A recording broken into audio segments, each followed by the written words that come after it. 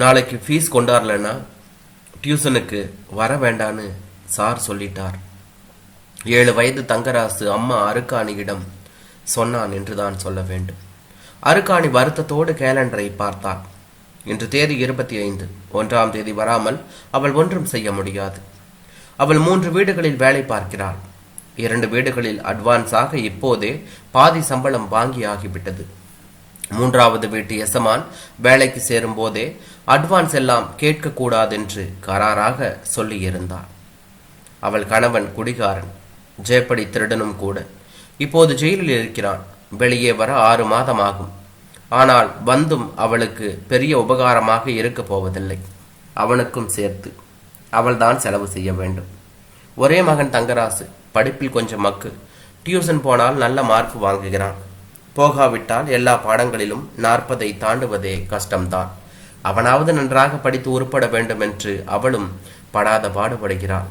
ஆனால் மாத வருமானத்தில் பாதி வீட்டு வாடகையே போய்விடுகிறது. மீதியில் வீட்டு செலவை சமாளிக்க இன்றைய விலைவாசி ஒத்துழைக்க மறுக்கிறது. 1ஆம் தேதி தர வேண்டிய டியூஷன் ஃபீஸ் 100 ரூபாயை 25ஆம் தேதி வரை தராவிட்டால் அந்த டியூஷன் வாத்தியாரும் தான் என்ன செய்வார்? பாவம், அவருக்கும் குடும்பம் என்ற ஒன்று இருக்கிறதே என்று அருக்காணிக்கு தோன்றியது. அவர் மேல் தப்பு சொல்ல அவளுக்கு தோன்றவே இல்லை.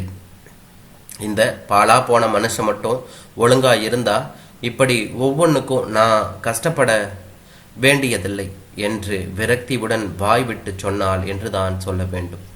தங்கராசு இந்த கால குழந்தைகளுக்கே உரிய சுட்டித்தனத்துடன் அவளை கேட்டான். நான் நாளைக்கு டியூஷன் போகலாமா வேண்டாமா, அதை சொல்லு முதல்ல என்றான். அருக்காணி பெருமூச்சு விட்டாள். வேறு வழி இல்லை. அட்வான்ஸ் தர முடியாது என்று சொன்ன அந்த 3வது வீட்டுக்கார எஜமானை தான் ஏதாவது மன்றாடி அட்வான்ஸ் பணம் வாங்கி இவனை நாளைக்கு டியூஷனுக்கு அனுப்ப வேண்டும் என்று நினைத்து கொண்டான். 2 வருஷமாக அவர் வீட்டில் வேலை பார்க்கிறார். இந்த ஒரு தடவையாவது அவர் உபகாரம் செய்தால் நன்றாக இருக்கும். அவருடைய மனைவி கொஞ்சம் பரவாயில்லை. ஆனால் அந்த அம்மா ஊருக்கு போயிருக்கிறார். இப்போது போய் அந்த வீட்டில் பாத்திரம் கழுவி விட்டுதான் வர வேண்டும். எதற்கும் பையனையும் அழைத்து கொண்டு போய் கேட்டு பார்க்கலாம் என்று அருக்காணி முடிவு செய்து அவனையும் அழைத்து கொண்டு கிளம்பினாள் என்றுதான் சொல்ல வேண்டும். போகும்போதே தங்கராசு கேட்டான், அந்த ஆள் தரமாட்டேன்னு சொன்னா என்ன செய்யறது? சனியனு, வாயை மூடிட்டு வாடா.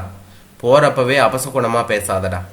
அந்த வீட்டு சொந்தக்காரர் வராந்தாவில் உட்கார்ந்து அவர் நண்பர் ஒருவரிடம் பேசி கொண்டே இருந்தார்.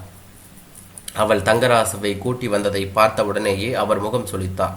உங்ககிட்ட எத்தனை தடவை சொல்றது பையனை எல்லாம் கூட்டிக்கிட்டு வரக்கூடாதுன்னு? இல்லை எஜமா, ஒரு ஓரமா சும்மா உட்கார்ந்துக்குவான், குறும்பு செய்ய மாட்டான்.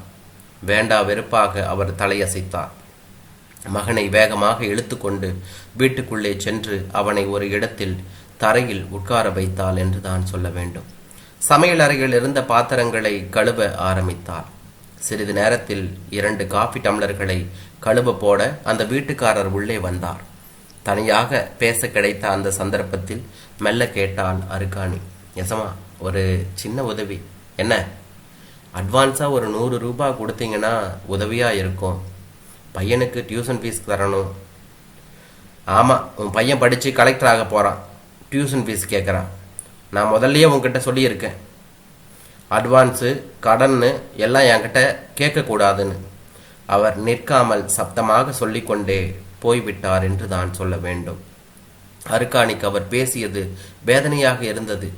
பெரிய பங்களாவில் வசிக்கிற அந்த மனிதருக்கு மனம் சிரித்திருக்கிறது என்று நினைத்து கொண்டார். ஆனால் அவரிடம் ஒன்றும் சொல்லாமல் பாத்திரம் கழுவி முடித்தாள் என்றுதான் சொல்ல வேண்டும். மகனை அழைத்து கொண்டு அவரிடமே சொல்லிவிட்டு கிளம்பினாள். போகிற வழியில் அவள் கண்களை துடைத்து கொண்ட போது தங்கராசு கேட்டான், அலறியாம்மா? இல்லடா, கண்ணில் தூசி. நீ எதுக்குமா கவலைப்படுற? இதை பாத்தியா என்ற தங்கராசு 100 ரூபாய் தாள் ஒன்றை அவளிடம் காண்பித்தான். அருக்காணி திகைப்புடன் அந்த பணத்தை வாங்கி கொண்டு கேட்டாள், இது எங்கடா கிடைச்சது? அந்த வீட்டில் கீழே கிடந்தது. அந்த ஆளுக்கு தெரியாம அதை ஜோபில எடுத்து போட்டுக்கிட்டேன். அருக்காணி அந்த இடத்திலேயே மகன் முதுகில் மாறி மாறி அடித்தார். இது என்ன திருட்டு பழக்கம்? எப்ப இருந்து ஆரம்பிச்சது? அப்பம் புத்தி அப்படியே வந்துருச்சா உனக்கு? சனியனை, ஏழையா இருந்தாலும் கௌரவமா பொழைக்கணும் தாண்டா இவ்வளவு கஷ்டப்படுறேன், என்ன காரியம் செஞ்சிருக்க? அப்படியே திரும்பி மகனை தரதரவென்று இழுத்து அந்த வீட்டுக்கு சென்றான். இன்னமும் அந்த வீட்டுக்காரர் அந்த நண்பரிடம் பேசி கொண்டுதான் இருந்தார். அவளை பார்த்தவுடன் எரிச்சலுடன் கேட்டார், என்ன, என் மகன் தெரியாதனமா தப்பு செய்துட்டான் எஜமா. கீழே விழுந்து கிடந்துதான் இந்த 100 ரூபாய், அதை எடுத்து வச்சுக்கிட்டான். அவள் அந்த 100 ரூபாயை அவரிடம் நீட்டினாள். அவர் தங்கராசுவை சுட்டரிக்கிற மாதிரி பார்த்து கொண்டு 100 ரூபாய் தாளை வாங்கினார். உன் புருஷன் பிட்பாக்கிட்டு அதனால வேலையில சேர்த்துக்க வேண்டாம்னு அன்னைக்கே பல பேர் சொன்னாங்க. இன்னைக்கு உன் பையனும் அதையே செய்திருக்கிறான். வார்த்தைகள் சுட்டரிக்க துடித்து போனாள் அருக்காணி. அதுவும் முன்பின் தெரியாத ஒரு மனிதர் முன்பு இப்படி அவமானப்படுத்துகிறாரே என்று அழுகையாக வந்தது என்று தான் சொல்ல வேண்டும். என்ன எஜமா, குழந்தை ஏதோ தெரியாதரமா செய்ததை இப்படி சொல்றீங்க? அதான் அவனுக்கு புத்தி சொல்லி நான் திருப்பி கொடுத்துட்டேன்ல. அவர் தன் நண்பர் முன்னிலையில் அவள் அப்படி கேட்டதை கௌரவ குறைவாக நினைத்தார். கோபத்துடன் சொன்னார், நீயா கொண்டு வந்து தந்துருக்கலன்னா உன்னை உன் வீட்டுக்கு போலீஸ் வந்திருக்கும். திருட்டுத்தனம் செய்யலாமா? நான் அதை சொல்லக்கூடாதான். இப்படிப்பட்ட ஆள் வேலைக்கு வேண்டாம். நாளையிலிருந்து நீ வேலைக்கு வராதே. அருக்காணி கூனி குறுகி போனாள். என்ன மனிதர் இவர்! ஆனால் ஒரு வீடு இல்லை என்றால் வேலைக்கு 1000 வீடு என்று எண்ணியவளாக சொன்னாள். சரி எஜமா, நாளையிலிருந்து நான் வேலைக்கு வரல. இந்த 25 நாள் செஞ்ச வேலைக்கு சம்பளம் கொடுத்துடுங்க, போயிடுறேன் என்று சொன்னாள். வேலைக்கு வரக்கூடாது என்று சொன்னதை கேட்டு அவள் அதிர்ந்து போய் கெஞ்சி கூத்தாடுவாள் என்று நினைத்த அவருக்கு அவள் அதை ஏற்று செய்த வேலைக்கு சம்பளம் கேட்டது அவர் கோபத்தை அதிகப்படுத்தியது.